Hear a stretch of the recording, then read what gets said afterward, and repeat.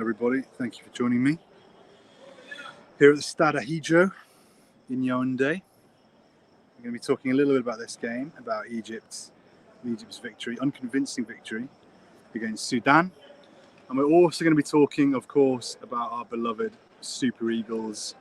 They have progressed to the last 16. We knew that already, but they've done so in style by making it 3 wins out of 3 in their group.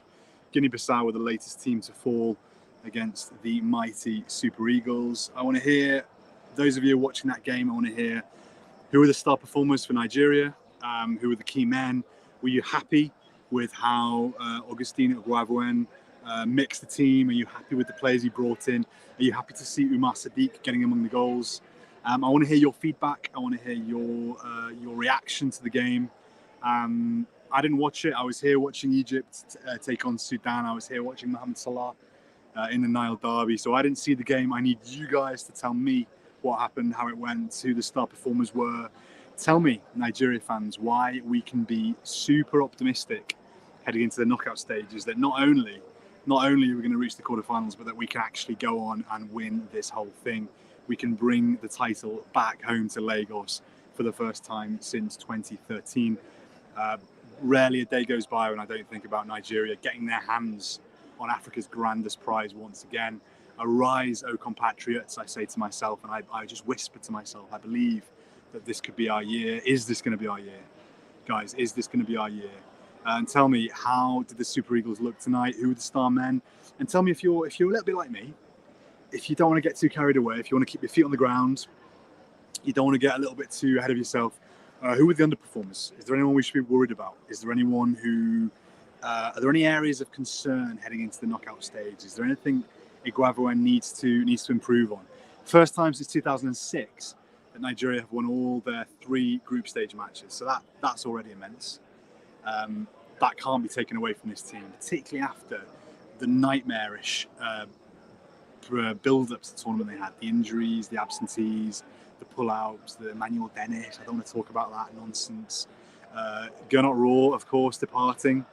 I don't think any of us could have predicted that Nigeria would have made it 3 wins out of 3. Would have cruised through with such ease. Okay, maybe the group wasn't the strongest. Maybe Egypt aren't the force they once were. But as an old man once said to me, you can only beat the teams that are put in front of you. And Nigeria have certainly done that. Guys, I'm going to go straight to some of your questions here.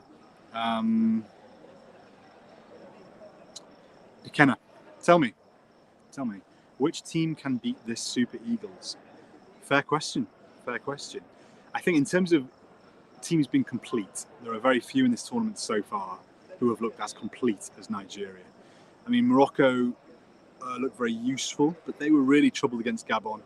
And things aren't clicking for Morocco in attack. They needed Hakimi to get that free kick to get them the point against Gabon. Egypt obviously not looking complete. Algeria fighting for their lives. Ivory Coast conceded 2 against Sierra Leone. Senegal Senegal have just looked so slow and dull and uninspired. Gabon have looked quite good. I like Gabon. Ghana, yeah, we're not talking about Ghana anymore, I'm afraid. Sorry about that. Any Ghana fans here? I don't think you guys are going to be beating the Super Eagles anytime soon. Lawrence Mark.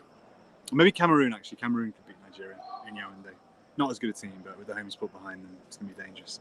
Lawrence Mark, just give Moses Simone, he means Moses Simon, the best player of the tournament already. Well, good shout. He's looked quality. For so long we asked, why can't Gernot Rohr get Moses Simon's Nantes form here for the Super Eagles? For so long, that was the question. Why can't Simon do what he does with his club here with his country? And finally, he's done. He is doing exactly that. We are seeing what he can create in wide areas, the danger he can cause, what the openings he can forge for other players, how he can help our strikers truly realise their potential. Deserves immense credit. Tell me which players you think have been better than Moses Simon in the tournament so far. Not too many. Samuel, always can be relied upon to come and chip in with the negatives. Nigeria, masterclass. But Sadiq needs to improve on his finishing. Not good enough today for a professional striker. I didn't see the game, so please tell me what he did, what went wrong. He did get a goal, didn't he? And he's been doing very well in Segunda this year. He's got 20 plus goals, I think, or 18 goals. So he's been doing very well in Spanish second division, which is a decent league. So I think he does know where the goal is. As a third choice striking option, considering all the players we've got injured and absent, you can't really, you're really nitpicking there, aren't you, Samuel, a little bit. But if Samuel's right and you think you agree with him, comment below, let me know. Tell me how Henry Onyekuru was in his brief cameo. I didn't see the game. I was here watching Egypt defeat Sudan. But how did Henry Onyekuru do? Because as a lot of you know, I'm a huge Henry Onyekuru fan. I think the danger he can cause in wide areas is superb. I would have him as a much more influential part of the team. I understand a little bit why he's not. But how did he do when he came on? How have you found his performance? How have you found his contribution to the Nations Cup? Is he someone we should be using more of as the tournament progresses? Chukwu, yeah, boy. Super Eagles for the trophy. Short and sweet there. John Mark, you got the prediction. Sure. Super Eagles will reach the semi-finals Afcon 2021. John Mark, do you think that is as far as they're going to go, or do you think that's the minimum they're going to achieve? Because I think you're not going to find too many people in Nigeria who don't think that they'll reach the semi-finals now. With the nature of the expanded Africa Cup of Nations, they've got momentum. They're picking up the pace. I think everyone's going to be backing them to reach the semis. It's just how far beyond that they can go. So please do let me know. Christopher, total dominance. Nigeria Super Eagles were unplayable today. Very encouraging to hear. It's what we like to see. Some people say that it's quite good for a team to face adversity, to endure a setback, and then have to push on from that, have to kind of overcome. It's like what Morocco have done against Gabon, like what Cameroon have had to do against Ethiopia, against Burkina Faso. People worried that Nigeria have maybe had it too easy in the group stage. They haven't been really tested. They haven't been really under the cosh. We haven't really. This defence has looked very unruffled, but is that because they've not been facing any quality opponents? What happens when you've got Gabon's wide men running at them? What happens when they're having to deal with Sofiane Boufal? What happens when they have to deal with Cameroon's plethora of attacking options? Are people worried that the Eagles' defence might come a little bit unstuck when we actually finally face a half-decent team? Because with the greatest respect to Egypt, Guinea-Bissau and Sudan, they've not shown me much at all. I'm sorry, but they've not shown me much at all.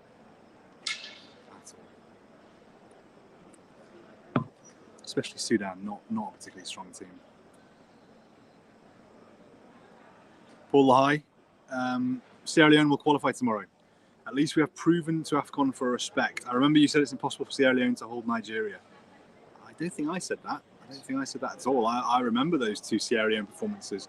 The 4-4 when they showcased their attacking qualities, and the 0-0 when they showcased their defensive qualities. I didn't say that at all. I'm a real fan of the work that John Keister is doing with the Sierra Leone team. I'm really impressed by how he's got the squad looking, how combative they are. They're organised, but they always have danger going forward. They've got the experienced Kai Kamara. They've got quality. They've got absolute quality, and a nice balance as well. And the quality, I'm talking about Stephen Colker, former England defender, because having a kind of classic English centre-back like that, 6'3", 6'4", strong, authoritative, commanding, he's given them such a boost in the back line. And Sierra Leone, Equatorial Guinea is a very tough one to call. I can see it going either way, but I would love it if Sierra Leone could progress to the next round. That would be fantastic. Peace, who do you think will win the best player? I think that depends a little bit, Peace, on actually who goes the distance, who goes all the way. I think Vincent Abubakar, already with 5 goals in the group stage, is pretty impressive. And I think if Cameroon reach at least the semi-finals and he bags a few more on the way, I think he's looking like a hot contender for that prize, because even though he's maybe not been technically the best player, he's been the guy who's made the difference. He's been the guy who's scored the goals, who's turned matches around. He's led the hosts. So I think he's been a standout. I've also liked Sofiane Boufal of Morocco. Hakimi, I think we started to see more from him. I've seen a lot of Morocco, which is why I'm talking more about them. And no one from Algeria or Ivory Coast, really. Maybe if someone like Sébastien Haller starts banging is responsible for a few big wins for Ivory Coast, it could be a different story. But yeah, kind of standout players of the tournament so far are quite few and far between. Maybe because the big teams have largely been floundering, apart from, of course, the Super Eagles. What about Wilfred Ndidi? Does Wilfred Ndidi deserve to have a place in this conversation? I mean, obviously he doesn't do the most glamorous jobs. He does a bit more of the dirty work in midfield, but Ndidi has to be given immense respect for what he achieves with in the heart of the park for Nigeria, and the way that he allows the more attacking players in that team to express themselves and to push forward. I'd love to see a player like Ndidi get it. Samuel, Kelechi Iheanacho has a touch of brilliance. He's underrated in Leicester, I think. Sadiq needs to work more on positioning and last touch. Comment below, let us know if you agree with that. What do you think about our creative from midfield, Nelson? Well, we'll be doing a Nigeria Q&A later in the tournament where we're going to talk about this kind of thing in more depth. I think that what's good about the midfield is that with Aribo, with Iwobi, with Ajuke, we have options. So if one of them is having a bad day, you've got two others who can step in. There's not one outstanding playmaker who the opposition are going to close down, lock down. The burden is shared, which maybe makes it harder for the opposition to actually neutralise the midfield, because it's a midfield that can hurt you from lots of different directions. So relatively happy. I think when Nigeria come up against some of the tougher teams, they might play a slightly more counter-attacking style, make use of their pace going forward, danger in the wide areas. But like I said, the good thing is Nigeria have got options, and as long as you've got options, you are in the race. Chafwell, long-time contributor, always enjoy your input, son. Please keep them coming. Nigeria are still to meet their match. Great test coming ahead for the Super Eagles, but who's it going to be? Who can stop this Super Eagles team? Burkina Faso? I don't think so. Nelson replying to my question about Onyekuru. Henry played his part, but I think he didn't have enough time. Yeah, I completely agree with you, but should he be getting more time? I know it's competitive, this team. And I know we're not desperate for goals anymore because we found a few goal scorers, but is a player like Onyekuru who can cut inside and prove deadly from wide areas, is he someone who should be given a greater opportunity to really penetrate the opposition and make a bigger impact in this tournament? I would love to see it personally. Samuel again, gibbering on about Sadiq. He loves criticising Sadiq, doesn't he, Samuel? Samuel, I mean, I know you gave a little bit of praise for Iheanacho. What about backing the boys today? It's been a great day. Sadiq missed the stitch in the first half, poor positioning also. Just fortunate to get on the score sheet. He's going to improve with time, I think. Cameroon versus Nigeria for the final. Well, that was my prediction. If you read my article, Samuel, we've already been through this. That's my prediction for the final. They're in opposite sides of the draw now, so they can only meet each other in the final. It would be a real derby, two neighbours, and I think a lot of people would love to see that showdown. And I mean, lots can happen over the next 2 weeks, but that would be an Afcon final worthy clash, without a shadow of a doubt. Lorato, always appreciate your work. Team Super Eagles, solid squad. Yeah, no major stars in this squad, unlike a few others, but the quality, as I said, is spread around. Good to see. Right, let's whiz through a few more before we round this up. Simon is definitely world class, says Sami Zayn. Sambo agrees. Simon is talented. Good game for Nigeria. I wish they continue like this. Well, let's hope they do. Nikhil. Super Eagles for the trophy. Pretty surprised. People are criticising Sadiq Umar. Thought he did quite well considering he hasn't had much game time recently. This shows our strength in depth. Up Niger. Our boys go carry this cup. Let's hope you're right, Nikhil. Si, Nigeria for the trophy, or at least reach the final in Afcon.